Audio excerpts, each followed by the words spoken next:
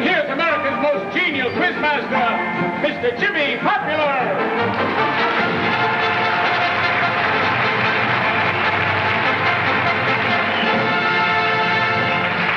Hello there, 50 million Americans. Thank you for letting us come into your living room so that we can break your brains. Tonight, we welcome back some of the last week's contestants. You're going to meet Ronald Gordon, our 8-year-old atomic scientist who's an expert on comic books. You're going to meet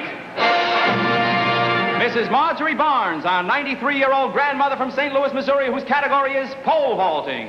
And you'll meet Rudolph Schmidt, our baker from Wayzata, Minnesota, whose category is bakeries in Wayzata, Minnesota. And now our lovely hostess, Miss Penny Candy, will bring in tonight's first contestant, the man whose brain we've been trying to break for 25 consecutive weeks, the man whose category is anything. The man who tonight goes for $250,000, Mr. Harry Hempstead. Mr. Hempstead is a little nervous after 25 weeks on our show. So, Penny, will you escort Mr. Hempstead down the brain ramp? It's been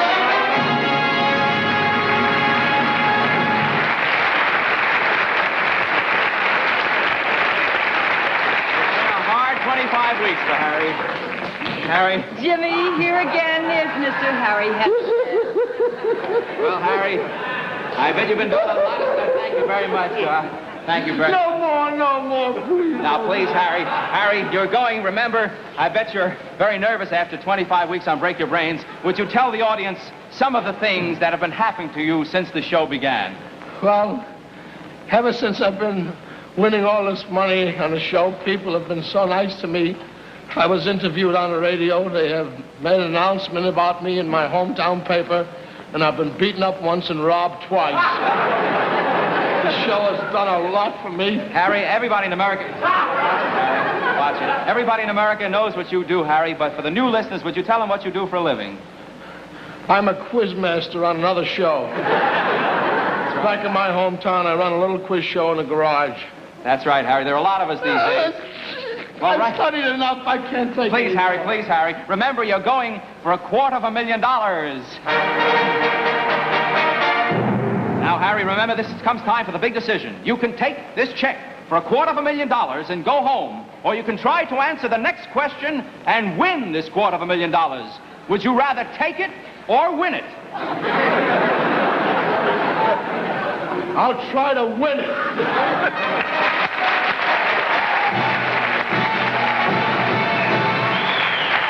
It may sound foolhardy to a lot of people, but that shows a lot of courage on your part. Now, let's tell the folks at home how we play the game. Mr. Hempstead has reached the $250,000 precipice by answering correctly all of his questions. Now, Mr. Hempstead, you can go on to the next ravine by selling half your jackpot bank, and which you can ensure your entire winnings by investing your $250,000 in your children's college future. Or you can take $250,000 of matched luggage with your little name embossed on the envelopes. Now, in which case, we'll give you 1 hard or 5 easy questions, which will entitle you to the jackpot prize. Therefore, you stand a chance, Harry Hempstead, of parlaying your $250,000 into $12.50 a week for the next full month. Harry, I know it's hard to figure, but if you answer every question correctly, you'll have a right to meet your contender who will challenge your right to take the prizes home. Is that clear, Mr. Hempstead? Is it clear, sir?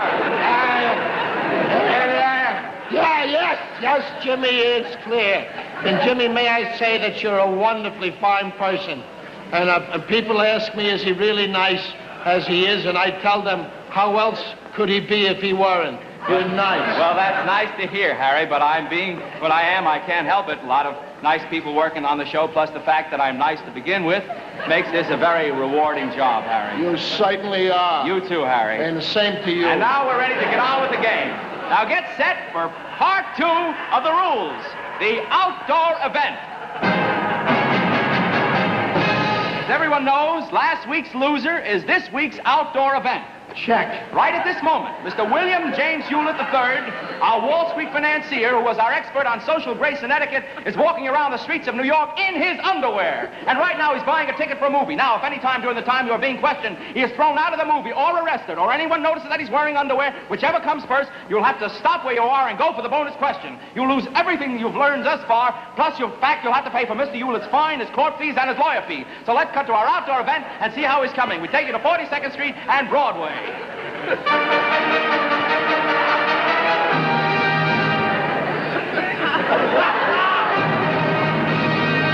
Well, you're lucky, Harry. They haven't spotted him yet. Now, Harry Hempstead, we're ready to break your brains. Are you ready? Yeah, I'm ready. All right, ladies and gentlemen, this is Harry Hempstead, who has reached the first crevice on his climb to a $250,000 ravine. Miss Penny, will you push the Selectatron buttontron?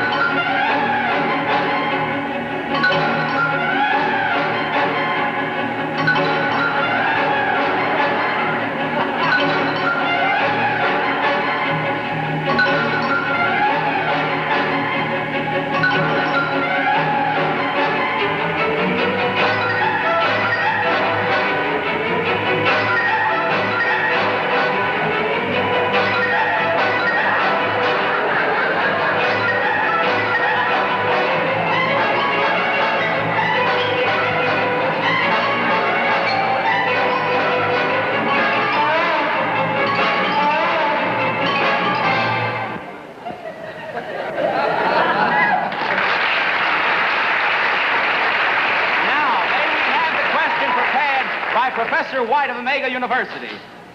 May we have the question, please? Thank you. Thank you very much, Professor White. Now, Harry, please, Professor White, please. Please, Professor White. Thank you. Now, Harry, your category is anything, and here is your first question. We are going to play an excerpt from an opera. We're going to ask you to name the excerpt. You have 15 seconds. All right, let's hear it, Bernie.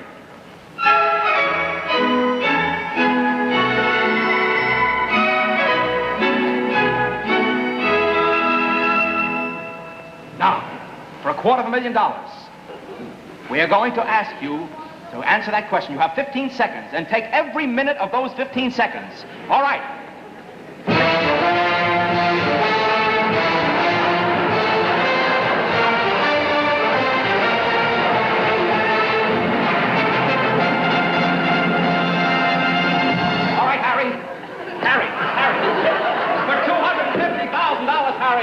Harry, what is the name of that aria? Please don't help him. Nobody help him. Please. Please don't help him. Harry, what is the name of that aria? Caranomi? Right, Caranomi is right.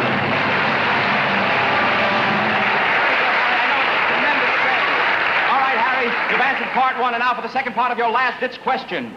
You must answer this for the $250,000. From what opera is Caranomi taken? Name the 5 leading tenors who sang the leading role before 1930. Name the opera companies which these tenors sang. In which cities these opera companies are located. And at least 4 out of 5 leading ladies who sang the leading roles opposite the leading tenors. Name the composer of the work of at least 5 unpublished operas of his. Then name his wife and the first names of his children. You have 15 seconds to give me your answer. Take every minute of those 15 seconds, Harry.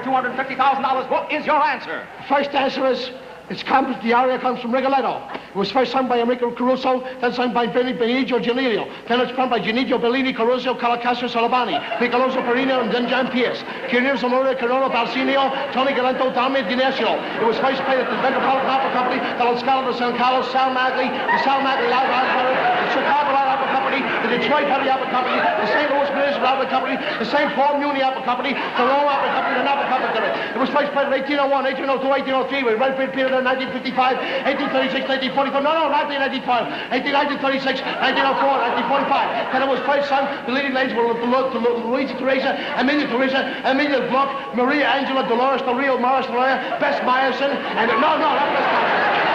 Madison Pleasant. It was written by Verdi. It's unpublished voice. So I go in dell'amore Nina Tenina, the printed the Santa Maria, the Costa la Fora, the Reno, con Conte la Canto, lo Wendel, Giussi, da tanto lo secondo, le Celadi, lo Mandelagato, le Samba, lo Solondo, lo Solando, lo Cavento, la Peccio, la Gato, e portano di Relende, solo con lo andando, ce lo vado a risilato, lo Colando, lo e porto di leggere con Tondina Santa, and the girl from the Golden West.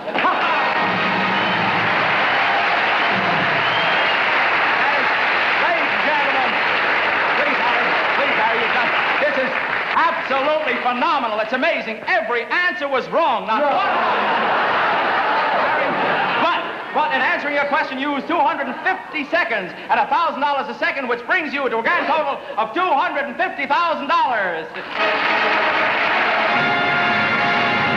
here, Harry, is your $250,000. $250,000. In cash like that? Well, Harry, you can take that money home with you now or go on to your next cliff and meet your contender who can take it all away from you. I'll go on. Remember, Harry, you can't win any more money. You can just lose what you have. I'll go on. Harry, you're a grand sport. And I want you to meet your contender, our charming housewife, Mrs. Blanche Stanley. Mrs. Stanley, how many weeks have you been on Break Your Brains? 103 weeks. Has it been that long? Oh, yes. I was here before you were. Oh, that's right. You were on when I came on. Well, Yes, how much money have you won on this quiz show? On this show? Yes. Well, on this show, I'd say it was about $1 million. $1 million. Do you find that all this money has changed you at all? Oh, no. Good heavens to Betsy, no. No, we haven't changed in the least little bit. We're exactly the same. Of course, our friends seem a little poorer and a little duller, but we haven't changed. Well, that's wonderful to hear that, Mrs. Stanley. Yes. It's time to play the game, and I want you to meet your contender, Harry Hempstead. Oh, how do you do? How do you do? I hope you'll lose. Thank you very much. That's the spirit. And now we're ready for the big payoff question, the question that's worth $500,000 on Break Your Brains. Penny and Professor White, will you show the contestants to the humiliation booths?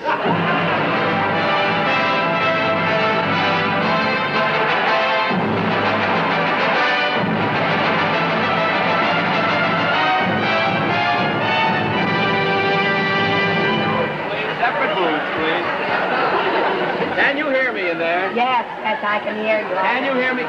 Oh, Harry, you're not allowed to take an expert in with you this time. I'm sorry, Harry. Thank you, Professor White. Thank you very much. Sound on. Yes, I can. I can hear you. How about you, Mr. Hempstead? Can you hear me? Is the sound on, Mr. Hempstead? Is the sound on? The sound is on. The air is off. The air is off. Will you put the air into Mr. Hempstead's booth? Pump the air into the booth, please. Thank you. We want to give them both equal opportunities. Now, Mrs. Stanley, here's the big question. We've turned the sound off of Mr. Hempstead's booth, so he can't hear. Are you ready? Yes, I can hear you. All right, for $500,000, will you name the capitals of the following 8 countries? Abyssinia, Uruguay, Bolivia, Paraguay, New Zealand, Newfoundland, Belgium, and Pakistan. You have 15 seconds to think of your answer and take every minute of those seconds.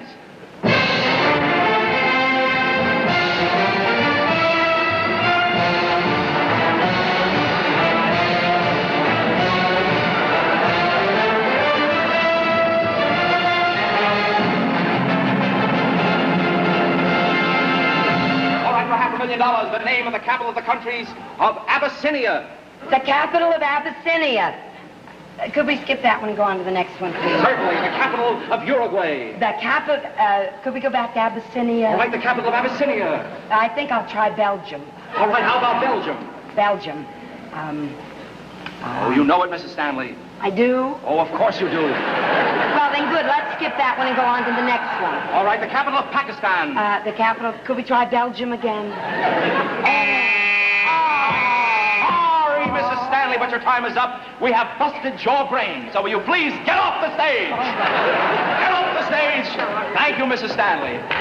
Ladies and gentlemen, before we turn the sound on in Mr. Hempstead's booth, we have a surprise for him. From Durango, California, we have flown his father in, who he hasn't seen in 30 years. Now, if he answers the question correctly, his father will have a wonderful reunion and a joyous reunion. However, if he misses the question, we'll put his father back on the plane, and he will never see him again. Aren't we having fun, America? All right. Mr. Hempstead, put the sound back in, Mr. Hempstead. The air, put the air back in. Mr. Hempstead, Here is your question. Here is your question for the grand prize. Will you bring in the paintings, please? Mr. Hempstead, we have here 10 works of art. 5 of these works of art are the originals. And 5 of these works of art are copies. They are forged copies. Will you take these with you, Mr. Hempstead? Mr. Hempstead, there you are. Your question is, determine, Mr. Hempstead, the originals, and determine the name of the painter, the names of the painter, and the name of the painting. You have 15 seconds to determine it.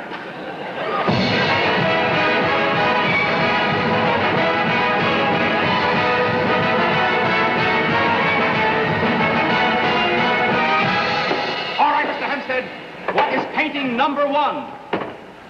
Yes, I have the painting number 1.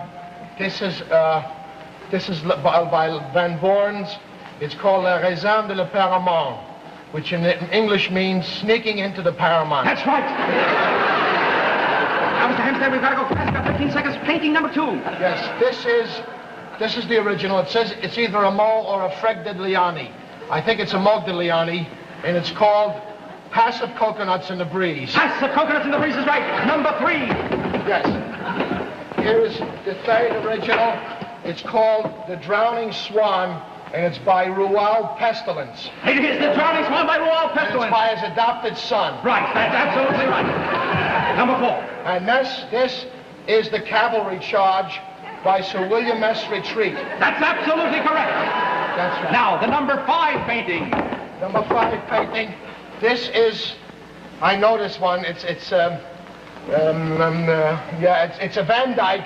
It's Van Dyck's immortal still life called Soup and Greens. Soup and Greens is right. You have won, Mr. Hempstead.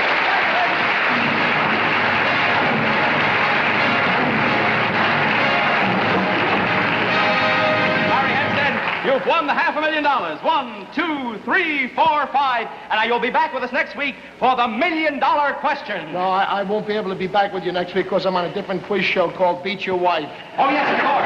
You're on Beat Your Wife, the quiz show whose losers become our contenders, who meet the contestants to challenge the contestants of the winners who become our losers.